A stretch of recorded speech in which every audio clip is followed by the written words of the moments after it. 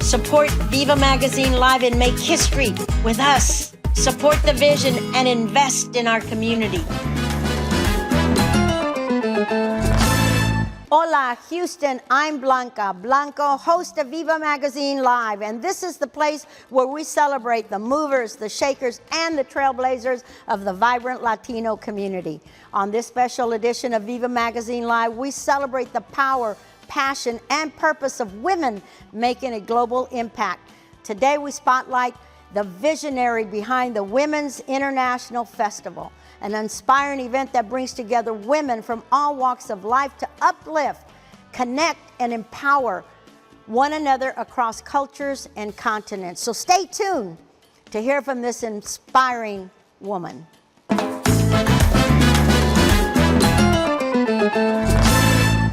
Welcome back to VIVA Magazine Live, and join us as we sit down with the festival's founder, Adrianna Rubio-Clasen, a dynamic leader whose mission of unity, sisterhood, global celebration is changing the narrative of women around the world. From vibrant performances and powerful conversations, the Women's International Festival is more than just an event. It's a movement, and it all starts right here on VIVA Magazine Live. So welcome, Adrianna. Thank We are you. honored that you could be on our show today. I'm so grateful for the opportunity. Thank you, Blanca. You're welcome. So let's just get to what the audience really wants to know about today, okay? Let's do it. Yeah, so tell us, what inspired you to create International Women's Fest or Festival, and what core mission do you hope to achieve through it? Well, it was birthed through my company, Men Awake, that we focus on balancing hormones during menopause. And, you know, we just haven't talked about No, menopause. nobody talks about that. It's like a taboo subject. It is, yes. And truly, you know, it happens to every single one of us. And so one day I was just, you know, during a meditation, I was just thinking about, how can I bring women together on a platform where we can connect different from all cultures, especially here in Houston, Right. the most diversity in the nation.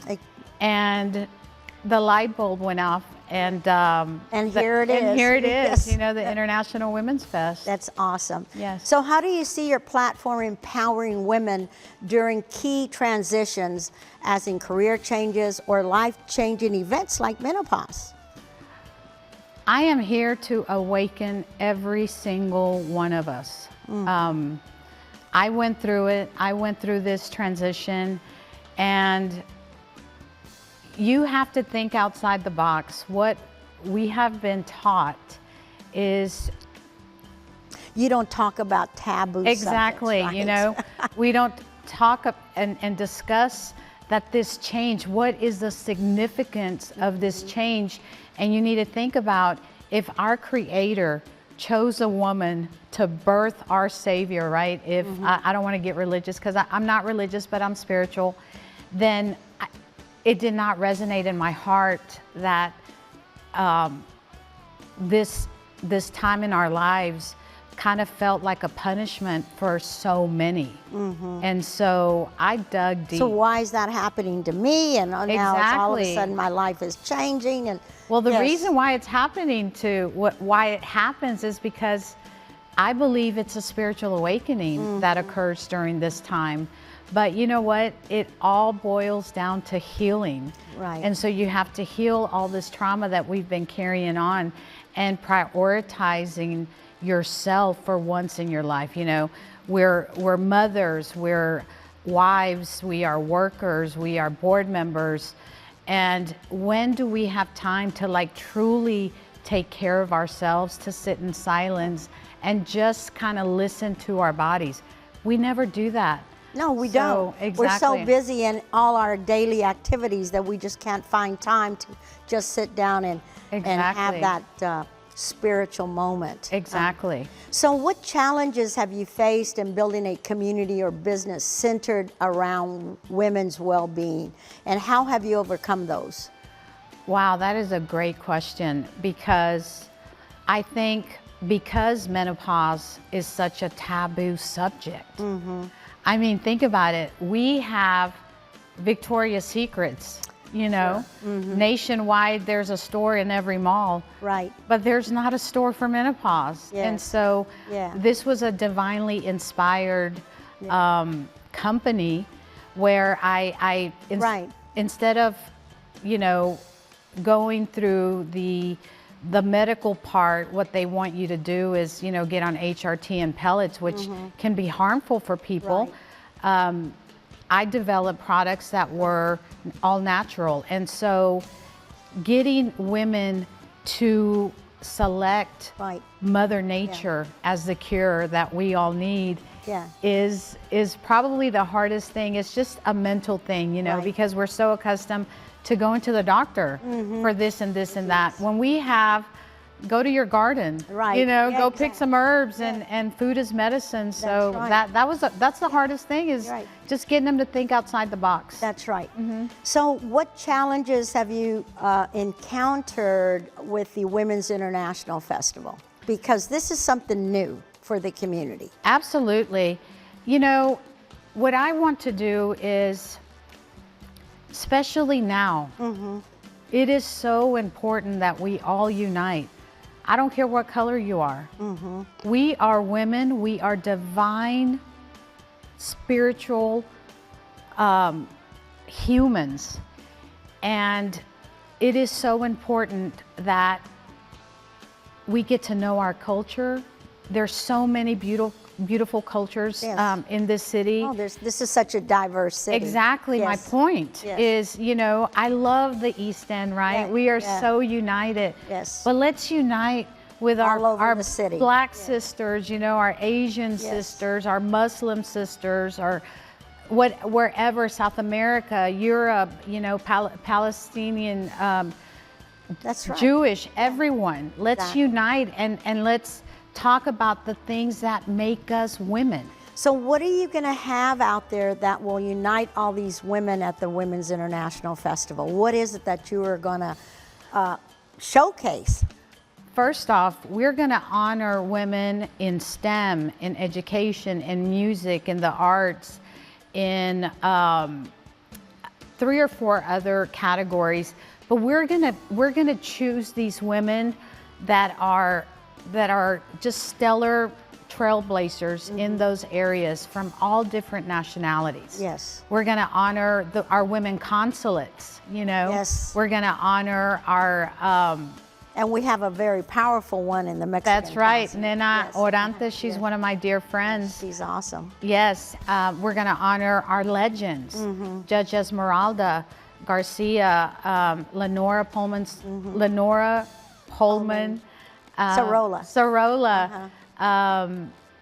Margaret Fisher, you know, Yes. and from all different nationalities. And then we are going to talk about these taboo subjects like menopause and what is happening and changing in our lives. Let's talk about that. And obviously we're gonna, you know, dance and eat some international foods cooked by women restaurateurs. And international bands and exactly. music. Yes, we're gonna be so much it's fun. cultural. Yes, it sounds very comfortable. Exactly. So what about the empowerment of women at the Women International Festival? What are you going to do there? Well, can you imagine when all these women unite? Yes. Thousands, thousands of women are going to show up that day. All that. You know, imagine, and I'm getting chills. Yes. And I see like all of us holding hands. Yes. And that beautiful That love. should be a part of the event. We are. All the women. We are holding all hands. going to hold hands, and we are going to feel love and acceptance and chant it out loud and not be embarrassed anymore, because we are powerful. Yes. We are so powerful, but we forgot. Yes. So I'm here to remind everyone. Well, you are doing that. Yes. So, Adrianna, can you tell the viewers of VIVA Magazine Live when the event is taking place and where all the action will be and what time it all starts? Can you tell them? Absolutely. So we want to invite every single one of you that is watching this show We are counting on you to spread the word. It is September the 6th at Midtown Park from 3 to 9 o'clock. I mean, I want everyone in Houston, from our mayor, from our city council, every single body, to know what is happening on that day and to be a part of it. Thank you for being on our show, Adrianna. Tell us, you told us about your exciting event, and VIVA Magazine Live will be there as well. Don't forget to stop by our booth. It's going to be an exciting event. You won't want to miss it on September 6th. See you then. And now we'll take a short break to hear from our sponsors, and stay tuned for our next episode and find out what VIVA Magazine is digging into next, so don't go away.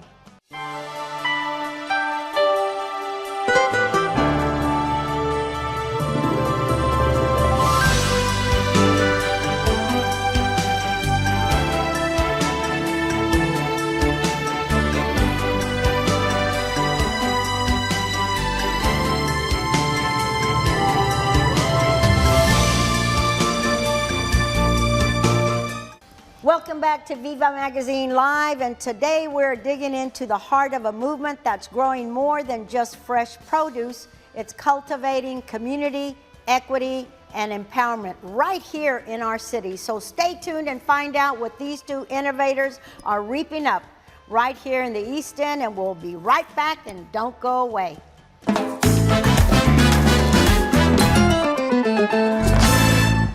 And welcome back to VIVA Magazine Live, and today we're speaking to some movers and shakers of small places, also known as Lugar Garcitas, is an inspiring urban farm that's redefining how we connect with food, land, and one another. At the root of the mission is the co-founder and executive director, Tommy Garcia-Pratts, whose vision for food justice has planted seeds of change all across Houston. And joining him is, in the heart of the community program and outreach, Tiffany Vay, whose work brings culture, education, and empowerment directly to families in neighborhoods. So please join me in welcoming these change makers behind small places, Tommy Garcia-Pratts and Tiffany Vay, to VIVA Magazine Live. Thanks so welcome. Much for having Thank you so us, much. Blanca. Thank y'all for making here. the time to be here. Of course. Yes. Of course.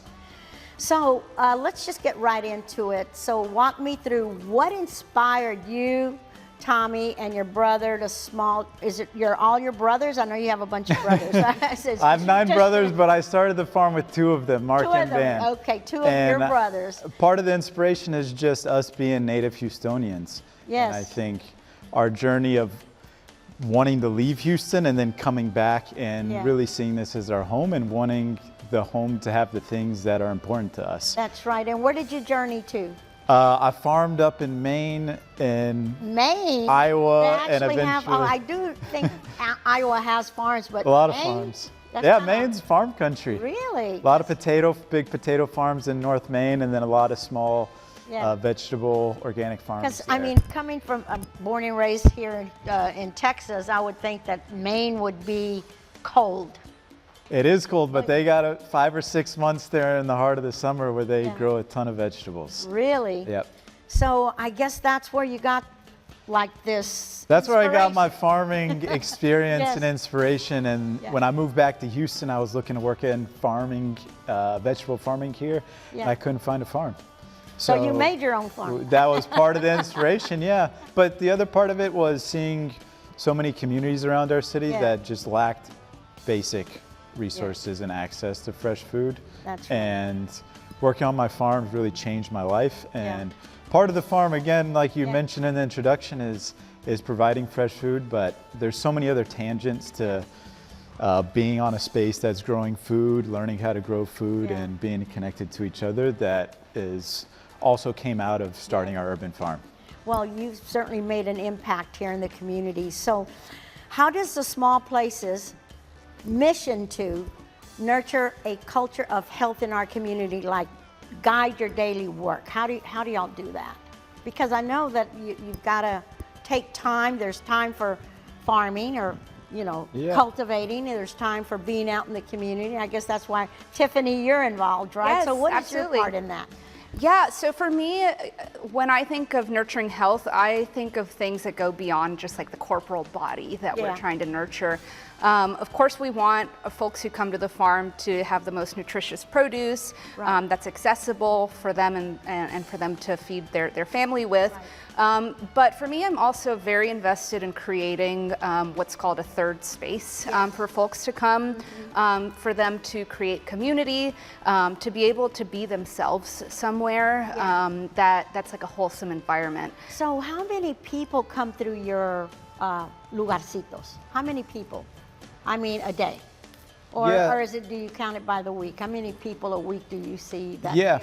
So we just reopened our flagship farm called Finca Tres Robles, which is just down the road here in the East Tres End. Robles, And so we have our farm store that's open twice a week, and we get probably 30 to 40 folks coming through every day. Wow. And then we also host other events. I know y'all came out for our Salsa de Mayo festival. Yes, we did. We had a reading on Wednesday with Nuestra Palabra. Yes, I saw that. And we host classes, and so, we're probably, and then a lot of the work that Tiffany does is off the farm, out in the community. Yes. So we're touching a few hundred people every week. Yes, absolutely. So can you share a story about the impact your farm has had on a local family or community? Can one of you share one of those? So people can get the real sense of what impact this is having in our community. Yeah, absolutely. So we have this program called the Neighborhood Food Access Program, where we deliver every other Saturday 70 boxes of fresh produce, meat, eggs, beans to households within the 4 neighborhoods, or the 4 zip codes around the farm. And through that, I started working at Finca Tres Robles as the driver for this program. So I was out there. You were like a chauffeur? Yes, well, I was the delivery driver. Delivery driver. Yes, yeah. So that's how I got involved. And through that, I was able to obviously meet all the households that we're serving. And ever since I joined full-time as the manager for this program, I have been conducting like a yearly feedback survey for the households. And last year, talking to one of the households, I got some really great feedback. The mother of the family, she let me know that through being part of the program for several years, she was able to get off of her hypertension medication. She was able to wean off of that. So you made an impact on her health. Yeah, absolutely. But not only that, we've forged a relationship with her and her family, and so many others as well, where they'll come to our events, they'll volunteer, and vice versa. They invite us to weddings, to birthdays and things. So that's what I mean by like forging those relationships and creating that community, which is, just goes beyond food. Yes, of course. I mean, you can tell that you're not just, cultivating food and vegetables, you're actually cultivating relationships. We're going to take a short break and to hear from our sponsors, and when we come back, we'll find out what small places is getting involved in what events in the community. So don't go away. Learning looks like this, and it also looks like... I didn't just study buildings. I connected them with tech to make them smarter. I'm learning healthcare management while providing patient care. I worked with these control systems way before I even started the job. And if I can't make it in person, I take my classes online. So, where do you start?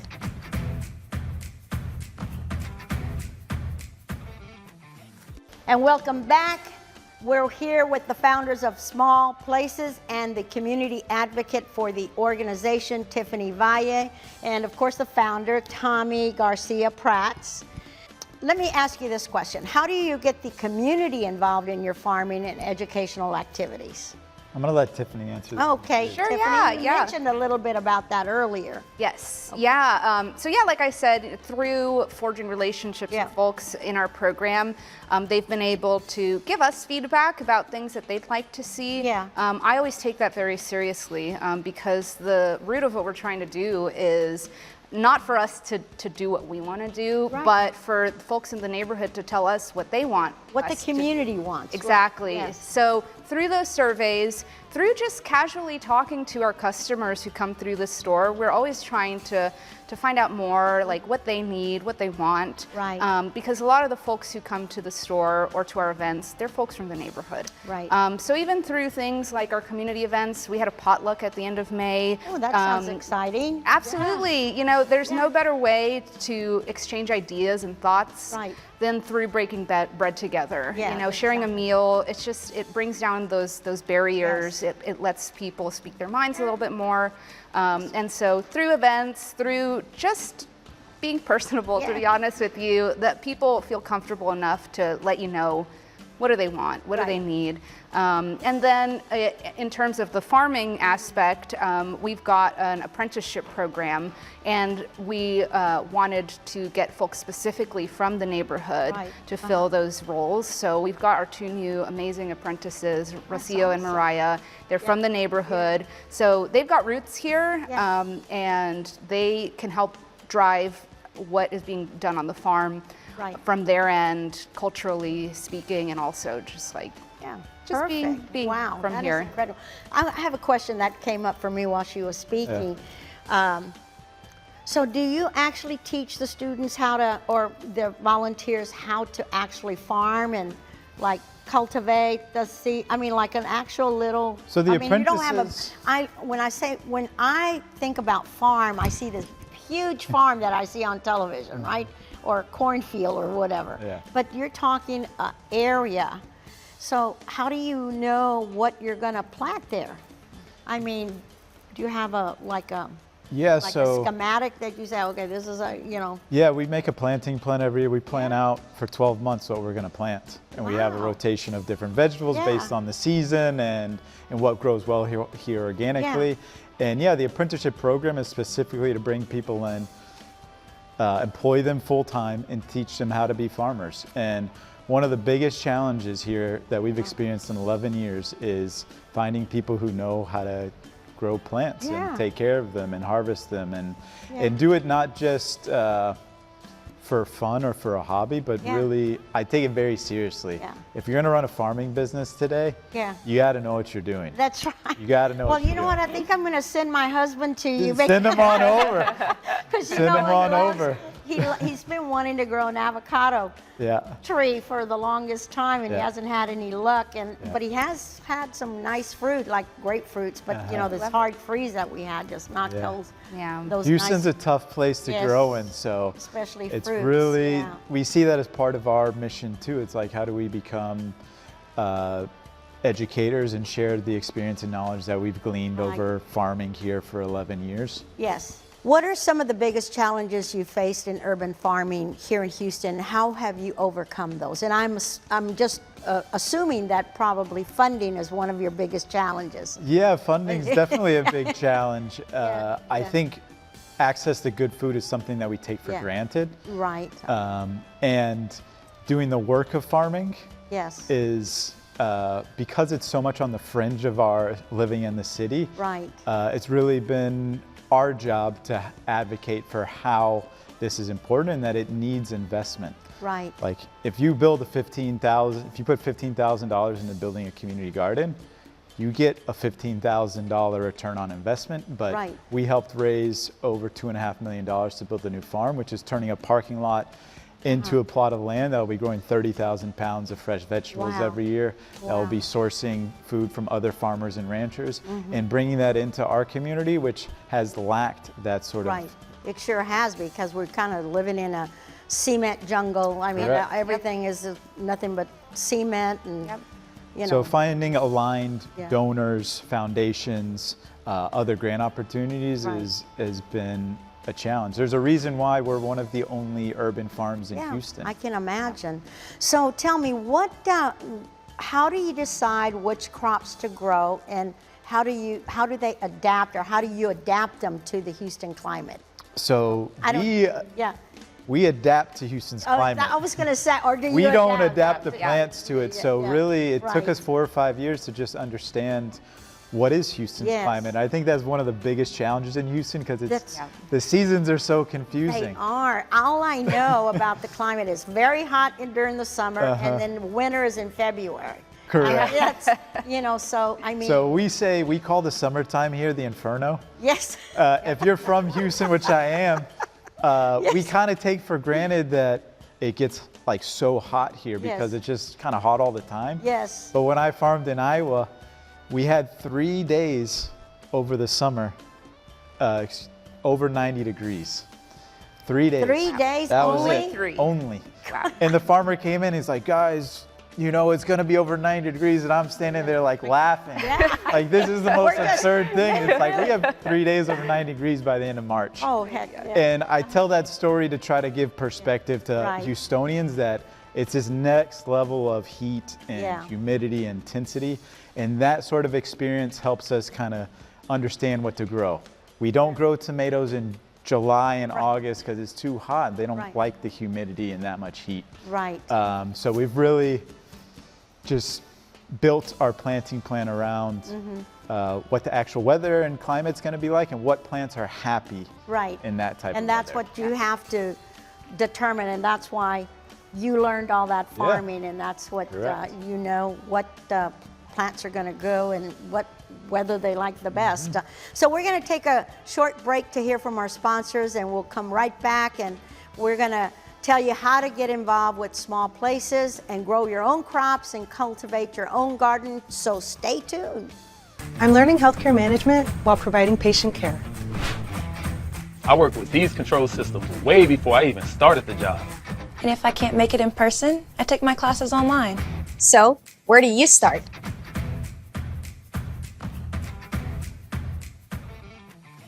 And welcome back to VIVA Magazine Live, and we're here with Tommy Garcia-Pratts and Tiffany Vay from Small Places. And so I want to ask you, what are your hopes for the future of urban agriculture in Houston and for small places specifically? Yeah, so our farm is called Finca Tres Robles, so a lot of people know us as Finca. But from the beginning, we had an umbrella organization called Small Places because we always envisioned having more than one farm. Right. And so our vision is to have 3 farms in the East End and really create a culture and a community where agriculture is normal. Yes. Getting access to fresh vegetables is not a luxury or a special thing. It's part of our day-to-day. And you know which farm is your farm, and you know your neighbors that are working on the farm or involved on the farm, and that would be such a beautiful thing. Yes. So I'm going to ask you one question. If you could plant one crop that symbolizes the spirit of your community, what would that be and why? That's an easy answer for me. It's the bean. Really? The bean? They grow in soil that isn't very nutritious. They grow very fast, and they produce not only a green bean that you can eat, but when it dries out, you can save the bean and store it and eat it months and months after. And also, it's a nitrogen fixing plant, so it actually improves the soil over time. And I can't think of a better example of what this community brings to our city of being less invested in, but bringing more to the city than really we give credit to. Yeah. Well, you've said a lot, and thank you very much for taking on this project, because it is such an innovative project that we just haven't heard about. And so, I mean, it's now getting out there into the community, but it wasn't there before. So thank you both for being on our show today. And at Small Places, the mission is simple, but the impact is profound. Grow food, grow people, and grow community. In a world that often overlooks the power of local action, they remind us that change starts right here where we are. And thank you to Small Places for proving that even the smallest corners, we can cultivate big hope, bold ideas, and a better tomorrow. So keep planting, cultivating, keep pushing, and keep inspiring. The roots of revolution are growing right here, right now. So thank you, Houston. Thank you, viewers. Hasta luego, Houston.